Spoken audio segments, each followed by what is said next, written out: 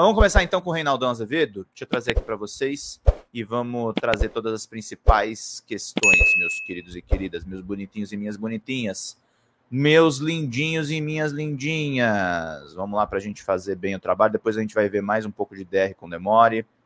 Vamos ver aí todas as principais informações. Lá na coluna do Reinaldo Azevedo, vamos trazer aqui para vocês que é muito importante. Mirando 26, Tarcísio vira o catão anti-privatização e grita: Delém da Enel. Ele quer agora ir para cima da Enel. O cara que tá todo pimpão com a privatização da Sabesp, agora começa com isso. Bom dia, Socorro Gondim. Bom dia a todos que estão nos acompanhando. Cuidado, petistas. Tarcísio de Freitas, governador de São Paulo, está lendo direito às forças em disputa na sociedade e está antecipando o jogo. Vamos entender aqui por que ele está antecipando o jogo. De bobo, não tem nem o andado. É um animal político, mas tem um problema. Ele foi trazido à vida por outro. No caso, um animal da antipolítica. Vamos explicar tudo no ar, bem mais do que fios em curto-circuito. As direitas em busca de um condutor. Se o retrato do Datafolha expressa a verdade deste momento, o governo do presidente Lula conta com 36% de ótimo e bom na avaliação dos brasileiros. Meus caros, minhas caras. Deixa eu só pegar aqui um negócio rapidinho. Só um minutinho, gente.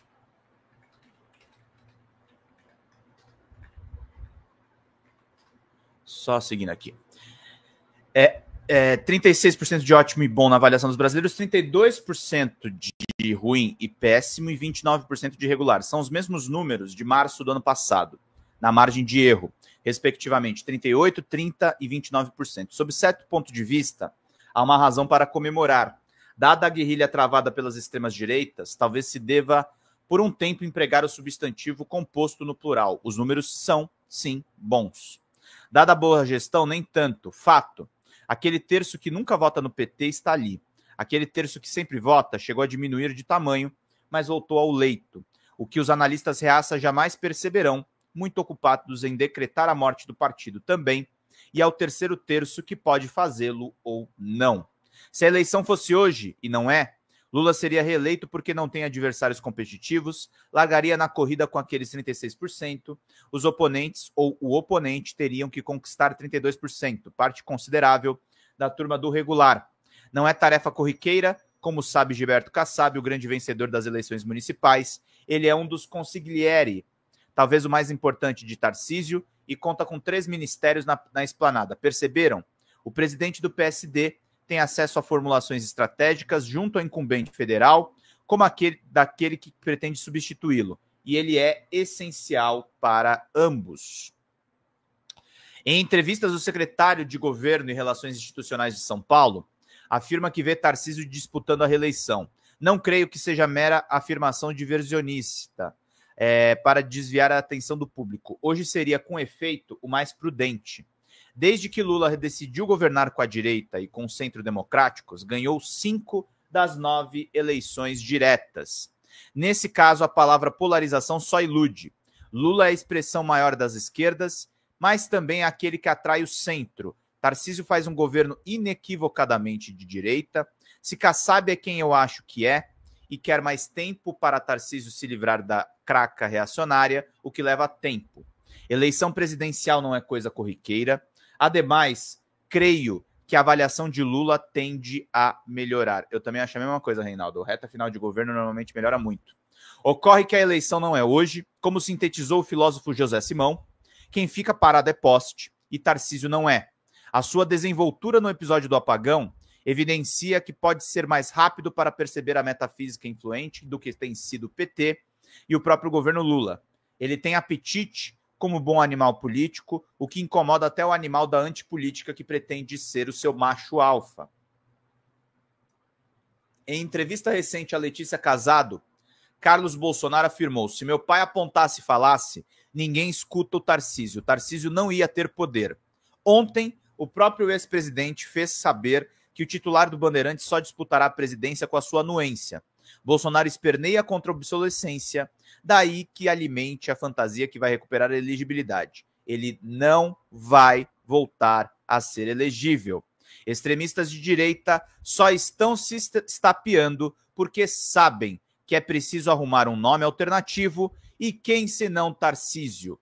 Até porque o tal animal da antipolítica já alvejou alguns dos pré-candidatos como Romeu Zema e Ronaldo Caiado.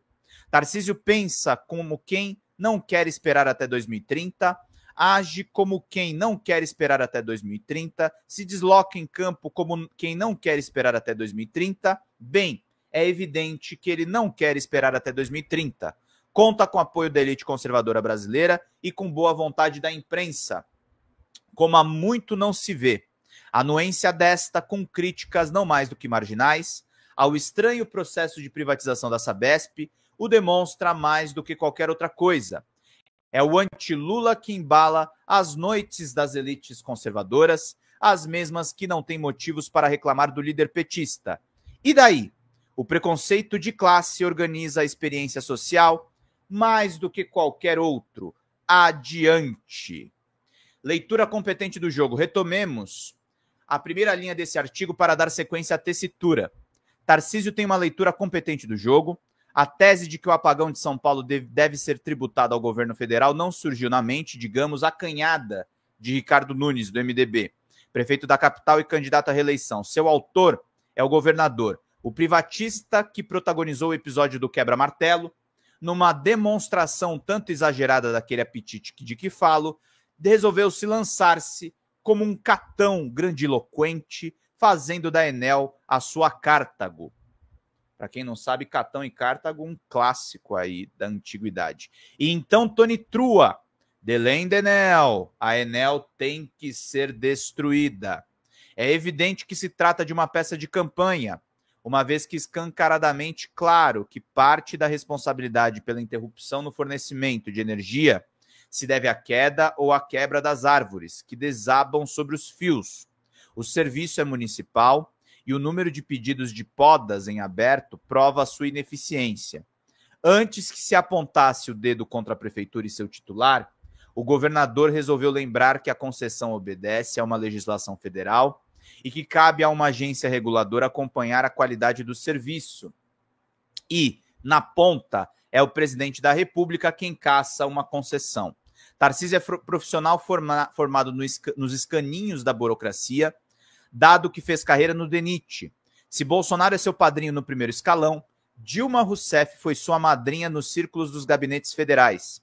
Ele não ignora que os diretores da Enel têm mandatos de 5 anos e foram nomeados pelo ex-presidente, hoje seu aliado.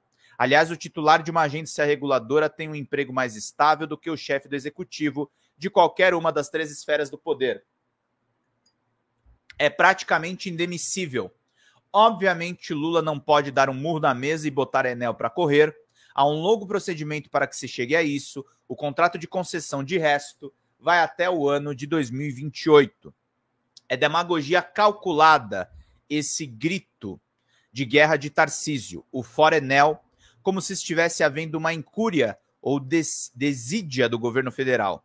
Estivesse, de fato, interessado numa resposta consistente, teria procurado o Planalto para expressar o seu ponto de vista, mas ele está numa guerrilha política. Sua palavra de ordem não leva luz aos lares e empresas que estão às escuras. Aliás, isso aqui é desumano. O Tarcísio está usando um apagão para fazer politicagem. Mas passa a impressão de que está, de fato, fazendo alguma coisa e de que é porta-voz dos insatisfeitos, jogando a responsabilidade, ele, um privatista que se quer exemplar, nos ombros do presidente, o antiprivatista exemplar. Tarcísio fez ainda mais. Ele próprio se encarregou de lembrar o obscuro processo de privatização da Sabesp, endossado em editorias, apesar de alguns problemas, não me diga, asseverando que o resultado será muito diferente disso que se vê com a Enel, coisa em que não aposto. Há serviços públicos que não existem para dar muito dinheiro. Na verdade, se a oposição não for deficitária, já será uma bênção. E a empresa de saneamento de São Paulo era eficiente, mas o governador a passou nos cobres mesmo assim, antes que seus adversários resolvessem associar a venda do controle da Sabesp à desordem provocada pela Enel, ele mesmo resolveu fazer um discurso defensivo e preventivo. Quem deveria falar o quê? Convenham, quem deveria estar a vituperar contra a Enel era Lula, uma vez que, de fato, ele não tem nada a ver com a privatização da Eletropaulo, com as mudanças havidas posteriormente, quando a Enel entrou na jogada, e é um adversário intelectual, político e ideológico das privatizações. Não há como o delém de Enel de Tarcísio é, em sua essência, farisaico, porque o modelo de negócios que entrega o serviço à Enel é precisamente aquele que ele e os que se alinham com ele defendem. Mas de farisaísmo e de oportunismo também se faz a política. E entendo que, com efeito, tardou para que o governo federal se manifestasse. Não creio que Alexandre Silveira, ministro de Minas e Energia, também um aliado de Kassab, tenha cometido erros, mas é visível que ele acabou engolfado por Tarcísio. No ambiente de campanha de Nunes, ele mobilizou a direita e a extrema-direita nas redes sociais, e aqueles que deveriam estar na defesa resolveram partir para o ataque. Se não foi o bastante para livrar o prefeito das responsabilidades, fez-se uma clara operação de redução de danos. Parece-me que a ala política do Planalto reage com excessiva lentidão, mais do que Lula dizer que não vai privatizar isso ou aquilo, ou que a direita é obcecada por se desfazer do bem público, o que é mais um discurso evangelista do que prático, cumpria ser rápido em apontar a gestão privada estupidamente ineficiente e tomar providências efetivas, com vistas a, no limite da legalidade, caçar a concessão, sem provocar caos no sistema. E isso o governo federal poderia fazer. Falou-se ontem em mover uma ação por danos morais coletivos e tal, não se descarte, mas convém que o legalismo não substitua o discurso político. Um jogo pode terminar empatado, claro, mas é certo que quem não fez gol corre o risco de, tomando apenas um, perder, ainda que jogue melhor. É preciso ajustar os detectores de movimento na sociedade. Concluo.